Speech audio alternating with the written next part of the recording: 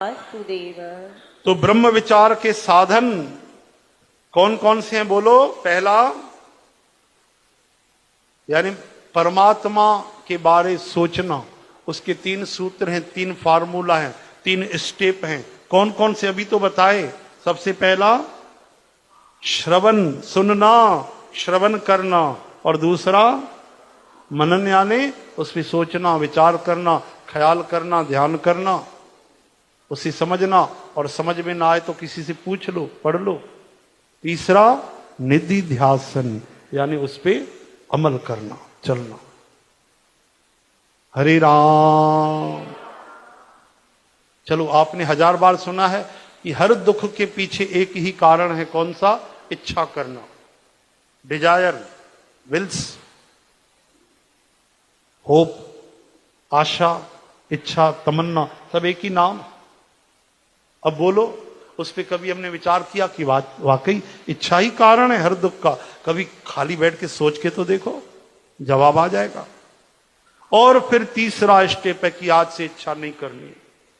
कर्म करना है, धंधा करना है, लेकिन इच्छा नहीं करनी। इच्छा नहीं करने से आप रुक नहीं सकते, है ना। नतीजा जो आएगा वो आएगा। कर्मण्यवादी का रस्ते मां फलेषु कदाचन।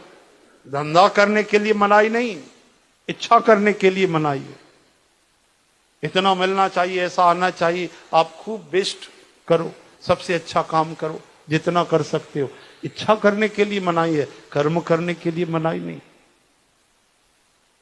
अगर इच्छा नहीं होगी तो दुख आएगा कहां से?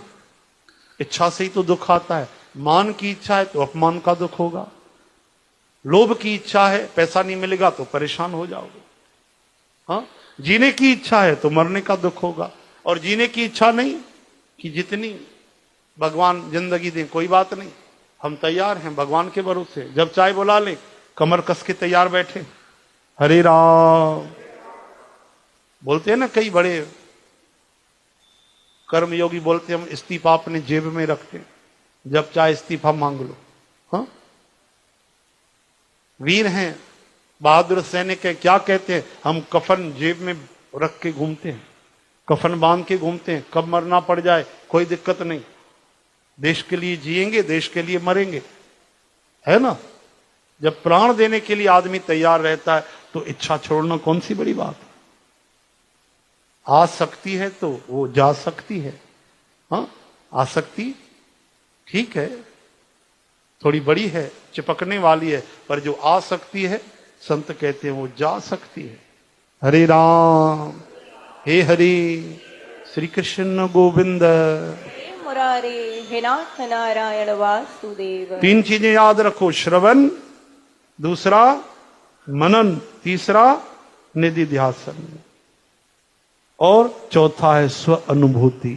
ये 3 सिद्ध हो जाएंगे तो अपनी अनुभूति हो जाएगी। फिर आपको कहना नहीं पड़ेगा कि मैं आत्मा हूं, मैं उनका अंश हूं। वो अनुभव हो जाएगा।